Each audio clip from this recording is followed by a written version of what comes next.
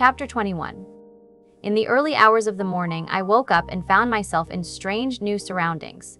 I was lying in bed, sandwiched between a pair of black silk sheets in a minimalist-styled room that I had never seen before.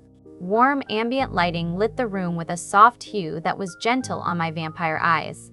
It was not like the garish fluorescent lighting in my own dorm bedroom that made my eyes water and sting in pain. With great care, I'd pushed myself up into a sitting position on the bed. My memories of what had happened before I had fallen asleep were hazy. I remember Olivia McAdam, Duke, and Caspar, but there was something else stuck in my mind, something I could not quite remember. I dragged my fingers through my hair and looked about the room once again.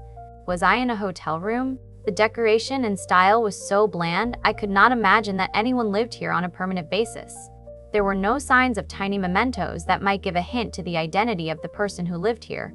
Across the room, I spotted my clothes neatly folded on top of black, glossy table. I pushed the black sheet off of myself, intending to get up and explore, maybe even find the person who had put me in this bed. But to my dismay, I found that I was lying in bed in only my bra and panties.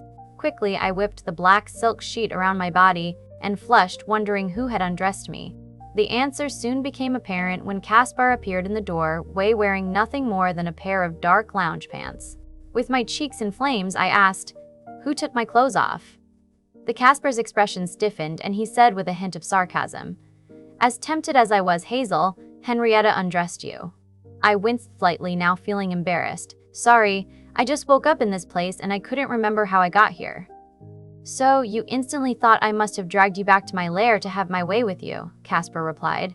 "I don't know. I just can't remember," I stammered, suddenly feeling very small. "Well, Hazel," Caspar began in an authoritarian tone, "someone decided not to come to the library when I asked them, and consequently someone missed out on their meal of blood. So guess what happened when I caught up with that someone and found them in a state of hysteria in their bedroom last night?" I stared at Caspar in stone silence, not knowing whether to feel anger or embarrassment.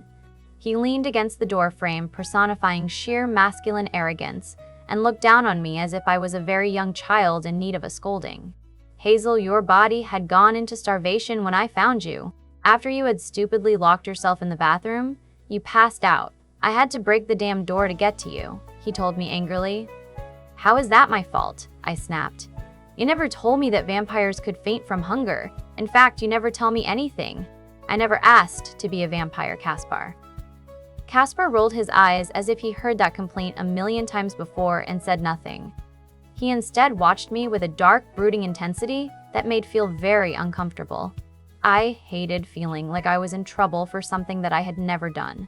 His dark stares grated against my nerves, and I sprang out of bed with the silk sheet wrapped around my torso. Caspar straightened up, his body becoming alert as I padded across the cold marble floor to fetch my clothes. "What are you doing, Hazel?" he queried with a tone of disapproval. "I am getting dressed," I said flatly. "It is 3 o'clock in the morning," Caspar replied. I picked up my clothes from the table and headed towards the adjoining bathroom I had just spotted out of the corner of my eye. Suddenly, I felt Caspar probing inside my head, trying to work out what I'm doing. When he realized that I was planning to get dressed, then walk back to dorm, he became impatient. "Where do you think you are going?" he sighed. In an emotionless tone, I replied, "You've read my mind, so you already know." Caspar's lips tightened and he growled, "Hazel, get back into bed. It is 3 o'clock in the morning." I ignored him and continued to walk towards the bathroom door. Coolly, I went to open the bathroom door, but jumped in fright when Caspar's hand darted out in front of me, brushing past my own arm and grabbed onto the steel door handle to slam the bathroom door shut. I turned to face him and found myself eye level with Caspar's chest. My breath caught in my throat as I uncomfortably realized that I had become sandwiched between Caspar and the bathroom door. Shit. He was so close, I could feel the heat from his skin radiating through the thin black silk sheet wrapped around my nearly naked body.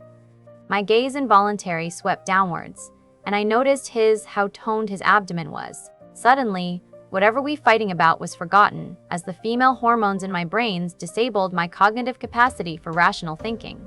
At first, I thought it was just me, but then I noticed that Caspar had fallen silent too. He was transfixed to the spot, looking down at me with warm, honey-brown eyes that pleaded with me to stay. "Hazel," he breathed softly. My heart felt an ache and I leaned forward, reaching up on my tiptoes and kissed him. Chapter 22. Caspar's lips were soft and pliant, and ever so warm.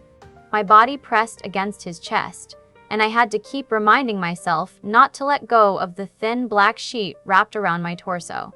Caspar's hand dropped from the bathroom handle onto my waist, and he bent his head down so that I did not have to reach up on my tiptoes to kiss him. Our lips moved in perfect synchronicity, and I never once paused to wonder about technique or if I was doing something wrong with my mouth. I had never kissed many boys, and on the few occasions I had, every experience was often awkward and unpleasant. After each experience, I would wonder why people enjoyed kissing so much. But after kissing Caspar, I could understand. This was perfect. His hard, warm body against mine, pressing up against me with increasing hunger. The heat between us was intensifying. I couldn't help but want more. I murmured his name against my lips in kind of agonized plea, begging for relief. Caspar obliged by kissing me harder and deeper. I suppressed a groan in my throat and floated my hands over his chest. The black silk sheet that was wrapped around me floated to the floor, and suddenly we were skin to skin. The warmth of his skin bled into mine and found myself melting into him. I wanted to feel him.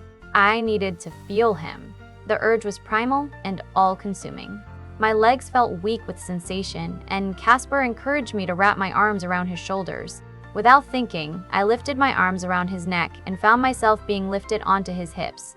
I closed my legs around him, straddling his waist. His skin felt so warm against mine, and everything was so perfect. Holding me close, he carried me across the room and over to the bed, where he lay me gently down upon the black sheets of silk.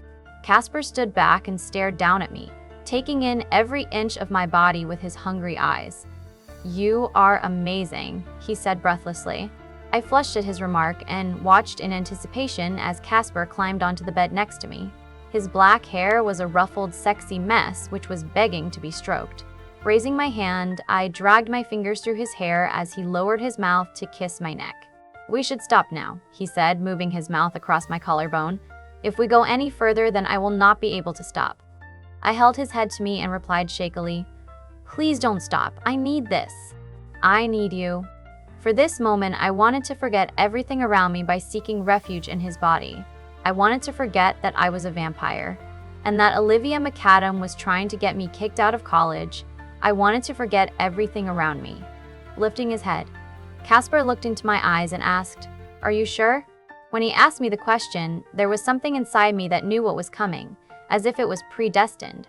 Although I never wanted to admit it out loud or even to myself, there was something which was telling me that we simply belonged together. Caspar was mine, and I was his, whether I wanted to acknowledge this reality or not. I leaned forward and lightly kissed the corner of his mouth. I pulled back and saw Caspar staring at me. He looked almost frozen, like he had been struck dumb. I leaned forward again, but this time I was brave. I brushed my lips against his and began to kiss him slowly. Reaching up, I gently caressed his jawline with my fingertips. Caspar responded immediately to my touch. His mouth moved against mine, deepening the kiss, and I felt his arms folding around me, pulling me closer to make love. I gave myself to him completely in body. I gasped between his kisses as wave upon wave of sensation assaulted me, pushing me to a point where it felt like I would die if Caspar ever stopped. He took me completely, making me his in the most intimate way possible. When the release came, I closed my eyes and called out his name. Caspar held my body against his, cradling me in his arms and gently rocking me back and forth, whispering over and over in my ear, "Only you, only you." Chapter 23. The sound of heavy rain against the glass window roused me from my sleep. I turned over in bed and opened my eyes to the empty space next to me. Confused, I propped myself up on my elbows and glanced about the room for signs of Caspar. The room, like the bed, was empty. The memories of what happened between us burned bright in my head, and for an anxious few moments, I wondered if I had done something wrong. Sitting up, I noticed a handwritten note set out next to a carton of blood on the black glossy table where my clothes lay in a neatly folded pile. I wrapped the black silk sheet around my body and padded across the cold marble floor to the table. Reaching over, I took the note and read Caspar's handwriting. "Dear Hazel, please stay in bed and rest. I will come home as soon as I finished work. Love, Caspar XPS. Drink this blood. I dropped the note back on the counter and stared at my disheveled reflection in the surface of the glossy table. My hair was mess from where Caspar had raked his fingers through it. I reached up and tried to smooth it over with the flat of my palm, but gave up after a couple of attempts. It was no good. I would need to have a shower and wash my hair. Taking my pile of clothes, I wandered into Caspar's bathroom. It was much like the bedroom in its cold and clinical appearance. There were a few toiletries left out on the side along with his toothbrush, which I borrowed. Standing in front of the sink, I washed my face and brushed my teeth. After I had finished, I found myself staring at my reflection, recalling the images and sensations of Caspar's lovemaking. Shit, I eventually whispered under my breath. I had lost my virginity to Caspar last night. Closing my eyes, I remembered what happened after we had finished. I remembered Caspar kissing me on my forehead and asking softly, "How are you feeling?" I had smiled back at him and told him, "I'm a little sore, but I'll live," I said.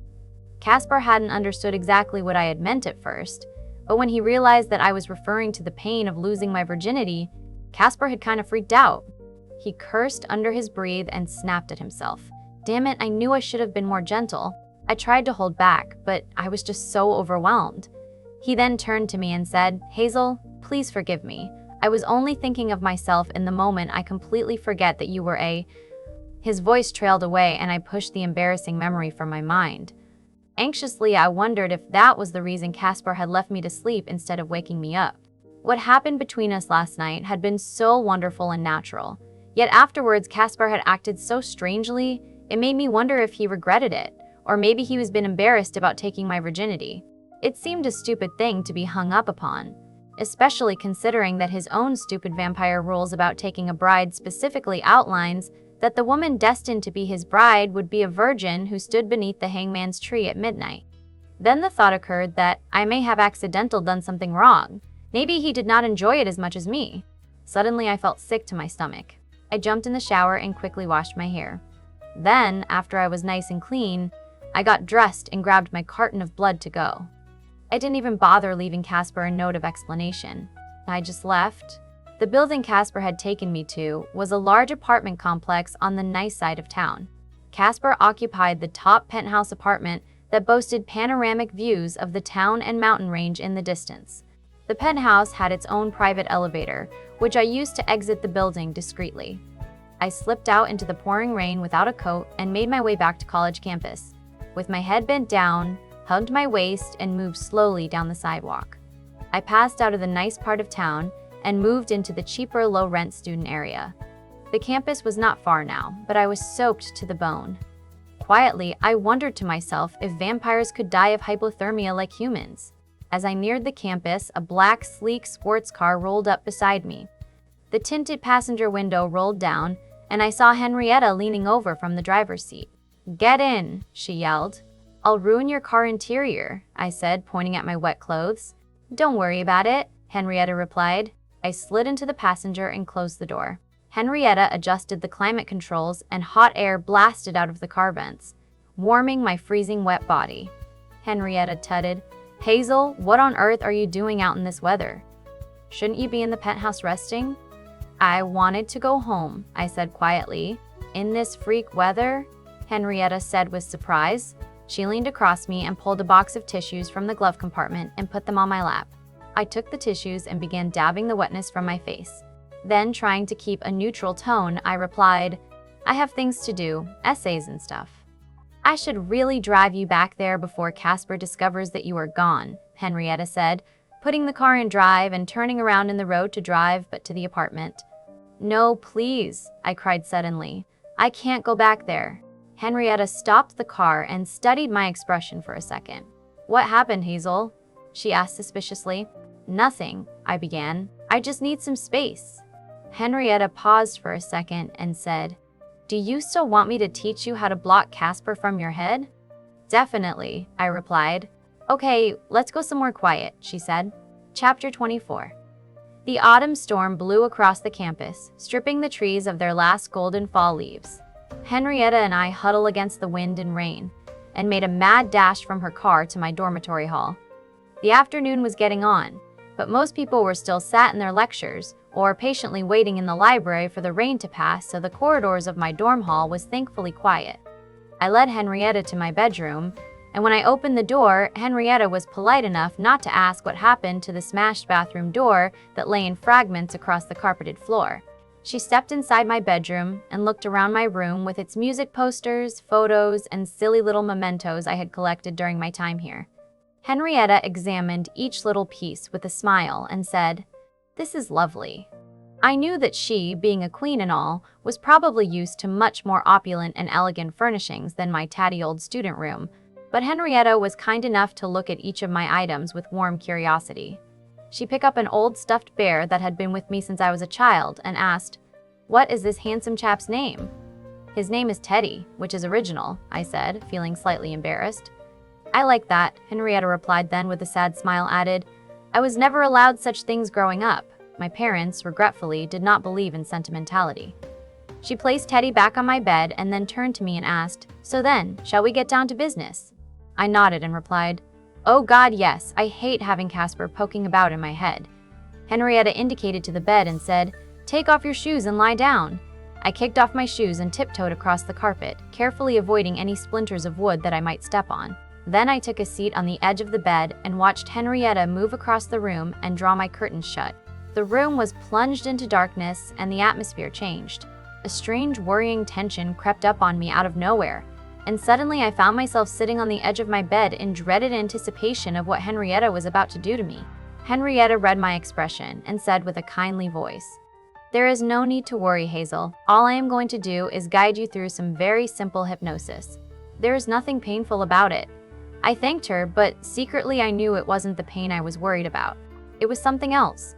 Henrietta dragged the chair from my desk over to the side of the bed and took a seat next to me. "You will need to lie down flat on the bed, Hazel," Henrietta instructed. Nervously, I lay back against the pillows and watched her pull out her cell phone. Her finger glided over the phone's surface for a few seconds until she had found what she wanted. She looked across at me and said, "I am going to play some music to help you unwind." A few seconds later, the room filled with a soft, relaxing melody, and Henrietta looked down at me with a smile and said, "Now, Hazel, all you need to do is listen to the sound of my voice and follow my instructions." "Okay," I replied. Henrietta took a breath and said, "Let's begin then. Close your eyes, Hazel." I closed my eyes and listened to the soft, gentle music that filled my room with delicate notes, but it was hard to listen to against the background noise of the storm. Outside, the wind was picking up.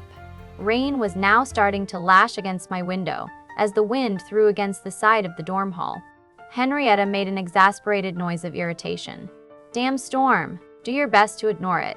"Hazel, it will soon blow over," she told me. I tried to ignore the storm, but the wind was now starting to scream outside. Henrietta's voice contended against the noise of the storm and she said, "Hazel, I am going to take you to a place in your subconscious where you can find the connections which are made psychically. For this, I need you to visualize a room, and in this room there is a door. Can you see it?" I visualized in my mind's eye a large bright room with plain white walls and a single door. I imagined myself standing in the room a few feet away from the door. I concentrated on the mental image, allowing it to fill my mind and force out any other thoughts. When my mind was entirely focused on the door, I nodded to Henrietta to let her know. "That is very good, Hazel," Henrietta responded. "This door represents the telepathic link Caspar has established with you, and if you want to shut him out, all you need do is close the door. I want you to practice opening and closing that door." I reached out and grabbed the silver handle of the door and pulled it open. The door opened with ease, and I looked into the dark space inside of it. I tried to walk through it, but found myself hitting an invisible wall. "You cannot go through the door," Henrietta said. "You can only open and close the door. Only vampires with the gift of telepathy will be able to enter through these portals into the mind." I pressed my hand against the invisible force that prevented me from crossing into the connection that joined my mind with Caspar's. I felt slightly irritated that I could not waltz into his head and start picking about his thoughts. So stepped back and continued to practice opening and closing the door. The door swung on its hinges effortlessly, and soon after a time, I became bored. I closed the door and began to dissolve the image of the room with the door in my head. But then something distracted. The room that I had imagined with one door now had two. There was the door that represented my connection to Caspar. Then there was another door that appeared to be exactly the same in color, height, and material, but there was something odd about it. I positioned myself in front of the second door and reached out to clench the handle. As my fingers wrapped around the long metal handle, a disturbing chill rippled across my skin. I withdrew my hand immediately away from the handle and moved anxiously away from the door. There was something oddly malevolent about that door which I could not explain, and my gut feeling was telling me to open my eyes and sit up in bed. But I didn't. I stayed fixed to the spot in anticipation of something which I did not know yet. I waited and was rewarded with 3 loud knocks that came from the second door. I edged forward towards the door and opened it. A woman stood behind the door. Her posture was misshapen and odd, while her complexion was sallow and waxy. I could not see her facial features, because her head was bowed down in a way that made her matted locks fall around her face. She stood hunched and angular, unspeaking and unmoving. Shit, what the hell was she? I mean, she was human, but not entirely human. "Who are you?" I asked. Her head began to lift, and I saw a set of thin, pale lips part and whisper, "Celia." Before she lifted her head entirely, my whole body began to shake, and I heard Henrietta's voice screaming my name. The room and the woman disappeared from my mind, and I was yanked abruptly out of visualization and into reality. I opened my eyes and saw Henrietta looming over me with wide, frightened eyes. "Oh, sweet mother of... what the hell happened?" Henrietta said. "I don't know," I murmured. "I accidentally imagined another door." Henrietta's eyes glazed over and the color drained from her face. Her hands dropped from my shoulders and she whispered, "What did you see?" "I saw Celia," I replied. Chapter 25. Henrietta rose from the bed and strode over to the window. Her expression appeared to be guarded, and I could not sense what exactly she was thinking other than something was very wrong. Henrietta opened the curtains and muttered something about the terrible weather outside. Her voice was unsteady and weak. She struggled to enunciate each word, so her sentence came out as breathy mummer. The wind outside was picking up as the autumn storm blew overhead. The rain pounded against the window, and Henrietta watched it even though there was nothing to see. The view out of my bedroom window was obscured by the million smears of raindrops that were being driven down the glass pane by the howling wind. "Henrietta," I breathed, sitting up. "What is wrong?" Henrietta did not even turn her head to look at me. She continued to gaze out of the window and spoke in calm and direct voice. "You must never tell anyone of what we did here or what you saw." Her response flummoxed me, and I croaked, "What do you mean?" "Oh God, Hazel, if you knew what I knew, you would never breath a word of what you saw to a soul," Henrietta responded. "If you knew what I knew." Henrietta now looked ashen with some kind of emotion that I could not tell. I felt awful for causing her pain and started to wonder what I had done to upset her so. Maybe I had accidentally touched on a sore spot by mentioning the old murdered queen's name. She was Louis's beloved first wife after all. It must be hard for Henrietta to live in Celia's dead shadow. "I am sorry, Henrietta. I guess I let my imagination run away from me," I said. Henrietta stared at me like a naive child and replied, "Poor thing, you do not understand." "Understand what?" I asked. Henrietta bowed her head and said, "Your unique vampire talent." A brief smile flashed across my face, followed by a suppressed giggle. "Are you kidding? I am the most useless vampire ever." My outburst of humor failed to amuse Henrietta, who pulled miserably away from the window and came to sit opposite me on the chair. I could not understand why she had become so morose. "I only imagined it," I said. Henrietta shook her head. "No, you did not imagine it." "How can you be so sure?" I asked. "I am sure, because when you were communicating to Celia, your eyes changed color," Henrietta explained. "My eye color?" I parroted. "It is a part of your unique talent." "I don't understand," I replied. "Hazel," she softly. "When you underwent the transformation from human to vampire, your soul entered a kind of temporal space where it was not quite in the realm of the living, but not quite in the realm of the dead. In short, to become a vampire, Caspar had to kill you, and after he killed you, then he brought you back to life." "Well, most of you," Henrietta explained. "Most of me?" I echoed dryly. "Part of your soul still lingers in the realm of the dead, and you are connected to the other side. The images that you saw were images that the dead wanted to show you," Henrietta revealed. "Why?" I replied. The dead want to speak to you, Hazel, she said. No, I don't want this. Can't we stop this? Can't we close the door I went through in my head? Henrietta shook her head. It does not work like that. You are not connected through a telepathic link of the mind. Your link is much stronger and deeper, unbreakable. So, what does this mean for me? I asked. I am sorry, Hazel, but it is not good. Vampires with your abilities are considered high risk, and many are assassinated when their abilities are revealed, she said. My mind caught on to the word assassinate, and cold wave of sickness rippled up my spine. How could this be possible? How could the dead be talking to me? I was familiar with the TV mediums and psychics on daytime television that claimed to speak to the dead. I had on occasion wondered how credible their psychic abilities were, but then I would usually change the channel and forget all about it. The world of ghosts and ghouls had never bothered me, and I had never bothered it. Unlike my idiot flatmates that once messed around with the Ouija board last Halloween, now suddenly I was faced with being a vampire.